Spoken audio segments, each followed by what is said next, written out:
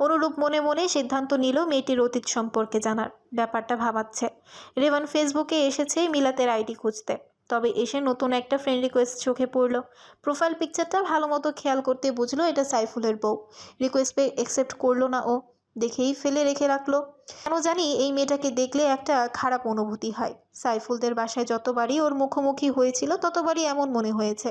সবচেয়ে অদ্ভুত ওর দৃষ্টি, কেমন করে যেন তাকায়। সারাদিন অপেক্ষা করেও যখন ভালোবাসার মানুষটি সাড়া দেয়নি তখন রাগে সবকিছু ভেঙে ফেলতে মন চাইছে চৈতির। আর একটু আগ্রহ দেখালে কি হয়? এমন নিষ্ঠুর হৃদয়ের কাছে বাধা পড়তে হলো শেষ পর্যন্ত। নীরু সকাল সকালই চলে এসেছে। এসেই আপু আপু করতে করতে বাড়ি মাথায় তুলে ফেলল। মিলাদ সবে ফ্রেশ হয়ে রুমে এসেছে। নীরুর গলা শুনে বাইরে বেরিয়ে আসতেই নীরু প্রজাপতির মতো উড়ে এসে মিলাতের গলা জড়িয়ে ধরল। মিলাত হাসতে হাসতে বলল, তুই একদম পাল্টাসনি নীরু। নীরু ঠোঁট উল্টে অভিমানী স্বরে বলল, তুমি আমাকে একদম ভুলে গেছো আপু। না রে পাখি, ভুলিনি তোকে।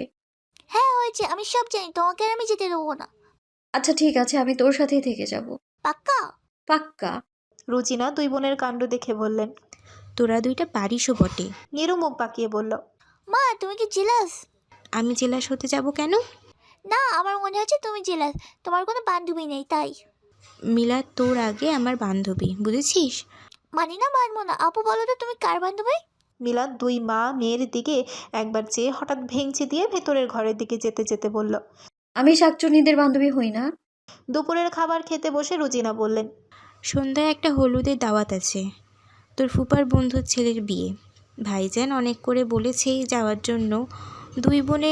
দুই বোন রেডি হয়ে থাকিস। পার্লারে যাওয়ার হলে খেয়ে বের হ।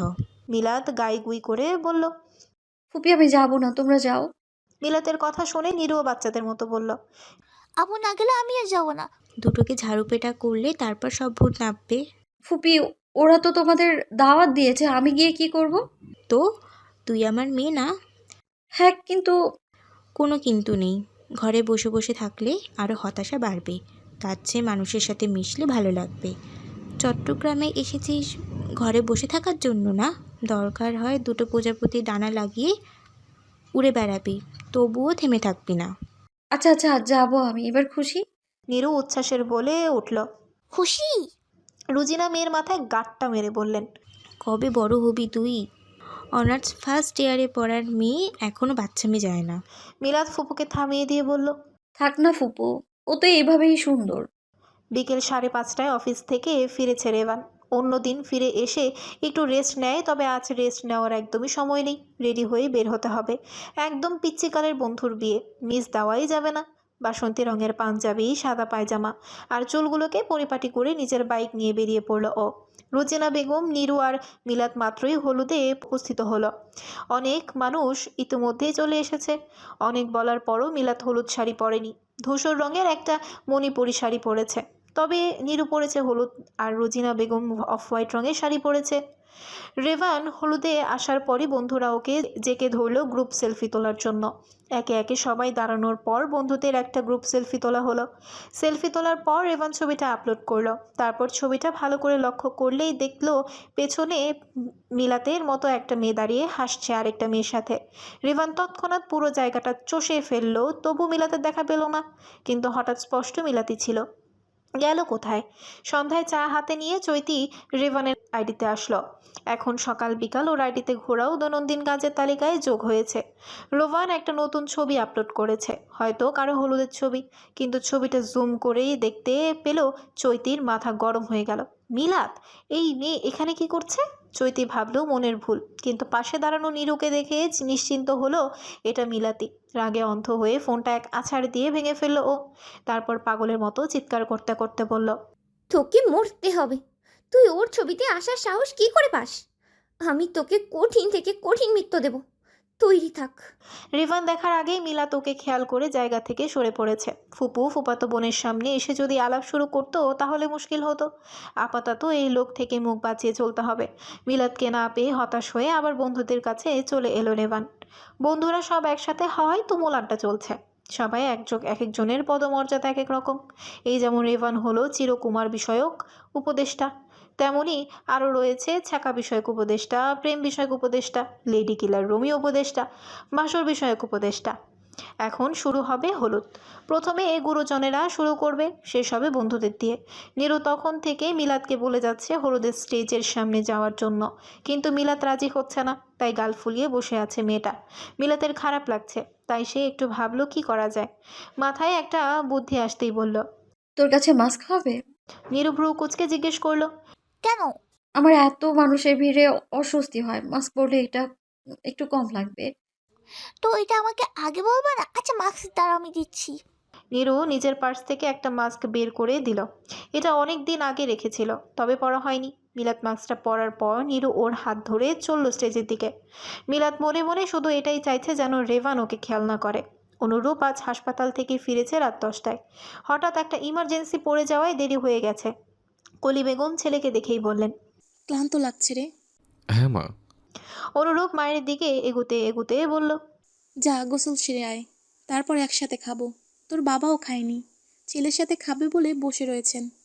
সস্নেহে বললেন কলি বেগম। অনুরূপ মৃদু হেসে বলল। আচ্ছা, আসছে।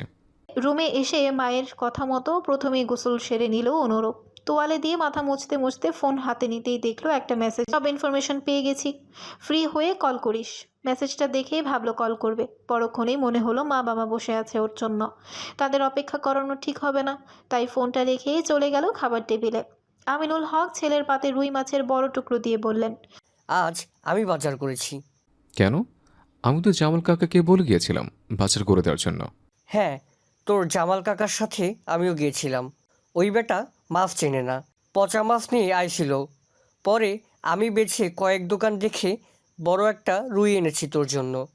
কথাটা বলেই আমিনুল হক হাসলেন। সাথে অনুরূপ আর কলি বেগম দুজনেই তাল মেলালো।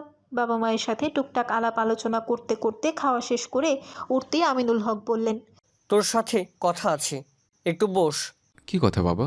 কাল রাতের ট্রেনের টিকিট করেছি 3টা, ছুটি নিয়ে নিস হাসপাতাল থেকে। আমাকে না বলে করে ফেললে? তোকে বললে তুই হাজার বাহানা করতি। কিন্তু বাবা। কোনো কিন্তু নেই। অনুরূপ দ্বিমত করলো না আর, রুমে এসে কথা মতো কল করলো। ওপাশ থেকে ডিটেকটিভ হিমেল বলল।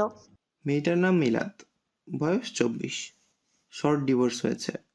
বিয়ের 6 মাস পর স্বামী ডিভোর্স দেয়, যদিও তাদের প্রেমের বিয়ে। অনুরূপ ভ্রু কুচকে বলল। কেন? ইন্টারেস্টিং বিষয়টা এখানেই, মেয়েটার বড় বোন ছিল অবিবাহিত, তার সাথে পরকীয়া প্রেমে জড়িয়ে মেয়েটাকে ডিভোর্স দেয় ওর স্বামী। পরবর্তীতে ওর বড় বোনকে বিয়ে করে সে। অনুরূপ খুব একটা চমকালো না, কারণ সে কিছুটা আন্দাজ করেছিল। সে বন্ধু হিমেলকে বলল। আর কিছু জেনেছিস? আপাতত এ পর্যন্তই। এখন বল তো, এই মেয়ে কি করেছে? কেন এর পিছনে পড়েছিস তুই? মেয়েটা নিজের অজান্তেই ওই সম্পর্কে জানার কৌতূহল তৈরি করেছে আমার মনে। সে কি, তুই প্রেমে পড়েছিস? আরে না। মনে তো হচ্ছে। তোর তো কত কিছু মনে হয়, সেগুলো ধরতে নেই। বাসায় সবাই কেমন আছে? ভালো, আলহামদুলিল্লাহ। আঙ্কেল আন্টি কেমন আছে? আলহামদুলিল্লাহ। আচ্ছা বন্ধু, রাখছি। আচ্ছা। কথা শেষ করে অনুরূপ ভাবতে বসলো কি এমন কারণে ওর বড় বোন এমনটা করলো। বন্ধুদের মাঝে এখন রেভানের হলুদ লাগানোর পালা। সে স্টেজে উঠে বন্ধুকে হলুদ লাগিয়ে একটু দুষ্টুমি করে যখন স্টেজ থেকে নামবে, তখনই মাস্ক পরা মিলাদের দিকে চোখ গেল। কোনো সন্দেহ নেই, সে চোখ দেখেই চিনতে পারলো মিলাদকে। কিন্তু ও মাস্ক পরেছে কেন? কোনো সমস্যা হচ্ছে? রেভান স্টেজ থেকে নেমে ওর দিকে এগিয়ে আসতে নিলেই মিলাদ ভয় পেল। যেটার ভয় পাচ্ছিল সেটাই হলো। এখন কি করবে ভাবতে ভাবতে হুট করে একটা লোক এসে রেভানকে জড়িয়ে ধরল আর উচ্চস্বরে হেসে বলল। আরে রেভান, অনেকদিন পর দেখলাম তোমাকে। কেমন আছো? এই তো আঙ্কেল, ভালো। আপনি? আমিও ভালোই আছি আল্লাহর রহমতে। তা ব্যবসা ভালো চলছে তো? হ্যাঁ আঙ্কেল, আলহামদুলিল্লাহ। লোকটার সাথে কথা বলা শেষ হতেই রেভান মিলাদকে খুঁজল, কিন্তু পেল না। এবারও বুঝতে পারলো মেয়েটা ওর থেকে মুখ বাঁচিয়ে চলছে। রেভান হাসলো, মনে মনে বলল। দ্বিতীয়বার যেহেতু প্রেমে পড়েছি, পূর্ণতা আমি দিয়েই ছাড়বো। আমার মতো বেহায়া, জেদি আর একরোখা প্রেমিক তুমি দেখোনি মায়াকেশী। চৈতি ভাবলো সে সাইফুলকে ডিভোর্স দেবে। আজ আসলেই বলবে ডিভোর্সের কথা। সেই প্রস্তুতি নিয়েই রেখেছিল। কিন্তু যখন সাইফুল এলো ওর জন্য ফুলের তোড়া নিয়ে, তখন সাময়িক খুশি হয়ে কথাটা ভুলে গেল। তবে খাবার টেবিলে বসে যখনই বলবে কথাটা, তখনই সাইফুল বলল। চট্টগ্রাম যাবার সব ব্যবস্থা হয়ে গেছে, তুমি গোছগাছ শুরু করো। আমি ছুটি পেয়েছি। কথাগুলো শুনে নিজের কথাটা আর বলল না চৈতি। আগে চট্টগ্রাম যাওয়া যাক, মনের কথাটা রেভানকে জানানো হোক, তারপর সিদ্ধান্ত নেবে। খাওয়ার পর্ব চুকে গেলেই ওরা বেরিয়ে পড়বে বাড়ি যাবার জন্য। মিলাদ তেমন একটা ভারী খাবার খেতে পারে না, কোনো রকম একটু খেয়েই উঠে পড়ল। ফুপু নীরুর এখনও খাওয়া হয়নি, তাই ওদের জন্য অপেক্ষা করতে লাগলো। বন্ধুরা সব আড্ডা দিবে আজ, তাই কেউ বাড়ি ফিরবে না। তবে রেভানকেই ফিরতে হবে, কাল অফিস আছে। নিজের ব্যবসা হলেও দায়িত্ব গাফিলতি করা একদমই পছন্দ করে না সে, তাই বন্ধুদের বুঝিয়ে সুঝিয়ে বেরিয়ে পড়লো বাড়ি যাবার জন্য। কিন্তু হঠাৎ মিলাদকে দেখতে পেয়ে চোখ আটকে গেল। মেয়েটা নিরিবিলি একটা কর্নারে দাঁড়িয়ে ফোন স্ক্রোল করছে। এবার আর সুযোগ হাতছাড়া করলো না, দ্রুত পায়ে এগিয়ে আসলো মিলাদের দিকে। হঠাৎই চোখের সামনে রেভানকে দেখে চমকে গেল মিলাদ। চোখ বড় বড় করে বলল, আপনি? এত অবাক হচ্ছ কেন? সেই সন্ধ্যা থেকে পালিয়ে বেড়াচ্ছিলে, কি ভেবেছিলে দেখবো না? মিলাদ একটু থতমত খেয়ে বলল, কে বলেছে পালিয়ে বেড়াচ্ছিলাম? আপনাকে তো আমি দেখিইনি। তাই নাকি? রেভান হাসলো, ফের প্রশ্ন করলো, সাথে কেউ আছে? হ্যাঁ, ফুপু আর ফুপাতো বোন। কোথায় তারা? খেতে বসেছে। তোমার খাওয়া শেষ? হ্যাঁ, আপনি খেয়েছেন? হ্যাঁ, বন্ধুর বিয়ে বলে কথা। শুক্রবার ফ্রি আছো? কেন? দেখা করব। কেন? মন চাইছে। কেন? এই মেয়ে এত কেন কেন করছো কেন? তো করব না? আপনার সাথে আমি দেখা করব কোন কারণে? কারণ লাগবে? অবশ্যই। এই যে আমি তোমাকে সহি সালামতে ফুফির বাসায় পৌঁছে দিয়েছি, তার জন্য তো তুমি আমাকে একবার ধন্যবাদও দাওনি। আচ্ছা, ধন্যবাদ। হুম, চলবে না। তখন দিলে এই ধন্যবাদ নিতাম, কিন্তু বাসি ধন্যবাদ আমি নিই না। তাহলে? তাহলে আবার কি? শুক্রবার দেখা করে কফি খাওয়াবা। কারণ চেয়েছিলে না? এই যে কারণ দিলাম, এবার কিন্তু দেখা করতেই হবে। মিলাদ ভেঙচি কেটে বলল, করব না। দেখা যাবে, তোমার ফোন নম্বর দাও। দিব না। তাহলে তোমার ফুফির বাসার সামনে গিয়ে বসে থাকবো। অসহ্য! উফ! মিলাদ বিরক্ত হয়ে বলল। রেভান হেসে ফেলল, মেয়েটাকে রাগাতে ভালোই লাগছে। তারপর বলল, বিরক্তি আমি তোমাকেই করব। এখন পছন্দ করো তুমি কিভাবে বিরক্ত হতে চাও, ফোনে নাকি সরাসরি? উপায়ন্তর না পেয়ে মিলাদ বলল। ঠিক আছে, নাম্বার টাইপ করুন। তুমি বলো, আমার মনে থাকবে। মিলাদ নাম্বারটা বলল। রেভান মনে মনে 2-4 বার আওড়ে নিয়ে বলল, ঠিক আছে, সাবধানে বাসায় যাও। শুভরাত্রি, আসছি। বলেই বিয়ে বাড়ি ছাড়লো। রেভান যাওয়ার 2 মিনিট পর নীরু আর ফুপু এলো। তারপর ওরাও বেরিয়ে পড়লো। পুরো ওয়ার্ডে রাউন্ড দিয়ে এসে নিজের কেবিনে বসলো অনুরূপ। তখনই ফোন দিয়েছে মা। কলি বেগম জানতে চাইলেন, কি রে, ছুটি নিয়েছিস? হ্যাঁ মা, নিয়েছে। আসবি কখন? ঠিক নেই, সন্ধ্যা আসতে পারি। আচ্ছা, দুপুরে খাবার পাঠিয়ে দিব তোর জামাল কাকাকে দিয়ে। লাগবে না মা, এখান থেকে খেয়ে নেবো আমি। লাগবে নাকি? আমি থাকতে তুই বাইরে খাবি কেন? আচ্ছা মা চরণী, আপনি পাঠিয়ে দিয়েন। মায়ের সাথে কথা শেষ করে ফোন রাখলো অনুরূপ। তারপর একটু ফেসবুকে ঢু মারতেই দেখলো তাসনিম জামান নীরু এই আইডি থেকেই মিলাতের আইডি ট্যাগ করে একটা ছবি পোস্ট করা হয়েছে কাল রাতে, হয়তো কোনো বিয়ে বাড়িতে তোলা। অনুরূপ মিলাতের মুখের দিকে তাকালো, হাস্যোজ্জ্বল মুখেও কেমন বিষণ্ণতার ছাপ। সবাই যেখানে হলুদ শাড়ি পরেছে, মেয়েটা পরেছে ধূসর। জীবন কি এমন রঙহীন দূষণ হয়? দু বোনই বেশ বেলা করে ঘুমিয়েছে। রোজিনা বেগম বারবার ডেকেও কাউকে ঘুম থেকে উঠাতে পারেনি। অবশেষে বেলা 12টায় উঠল তারা। রোজিনা বেগম কপট রাগের ভঙ্গিতে বললেন, এই তোদের ওঠার সময়? নীরু হাই তুলে বলল, না, খিদে পেয়েছে। হাত মুখ ধুয়ে ফ্রেশ হয়ে আয়। মিলাত আর নীরু দুজনেই হাত মুখ ধুয়ে টেবিলে এসে বসল। নাস্তা খেতে খেতে নীরু বলল, আপু পুরাননগর যাবা? আজ কেন রে? থেকে মেলা বসবে। তাই নাকি? তাহলে আজ না কাল যা। কারণ আজ সব দোকান বসবে। কাল সব ভালোভাবে বসলে পরে যাস। হ্যাঁ, ঠিক বলছো। তাহলে আজ বিকালে ঘুরতে যাবো কোথায়? বৈতরী লেকে। ঠিক আছে, চল। নীরু রোজিনা মাকে ডেকে বলল, মা, তুমি বৈতরী লেকে যাবো? আমি 1000বার গিয়েছি, তোরা গিয়ে ঘুরে আয়। আজ আমার তামিল আছে। আচ্ছা। বান্ধবীর বিয়ে শেষ করে বান্ধবীকে বিদায় দিয়ে আজ বিকেলে বাসায় ফিরেছে নাইমা। সালেহা বেগম মেয়েকে তখন কিছু না বললেও সন্ধ্যায় মেয়ের ঘরে আসলেন। মাকে দেখে নাইমা একটু ভয় পেল। মা কি জেনে গেছে যে সে মাশফিকের সাথে পালিয়েছিল? মনে মনে দোয়া পড়তে পড়তে নাইমা বলল, কিছু বলবা মা? হ্যাঁ, বলতেই এলাম। তোর বাবা আর আমি একটা ছেলে পছন্দ করছি তোর জন্য। পরশু দেখতে আসবে তোকে। আমাকে না জানিয়েই? কই না জানিয়ে জানাচ্ছি তো। পছন্দ করার পর জানাচ্ছ? আর পছন্দ তো আমরা করেছি, এখন দেখতে এলে তোর যদি পছন্দ হয় তবেই এগোবো, না হলে বাদ। এমনিতে ছেলে ভালো, শিক্ষিত, বংশ ভালো। মা, ঘটকালি করো না তো।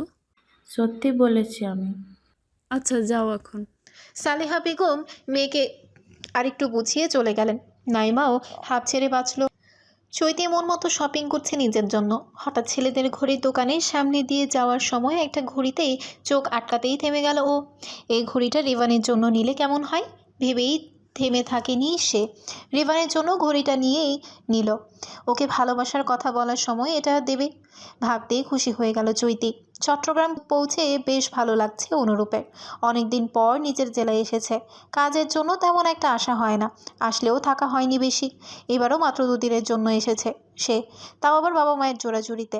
আর এই আসার কারণটাও অনুরূপ জানে, তবে মন থেকে এখনই কাউকে আপন করার অনুমতি আসেনি। সকালের নাস্তার পর চা খেতে খেতে রুজিনা বেগম জিজ্ঞেস করলেন,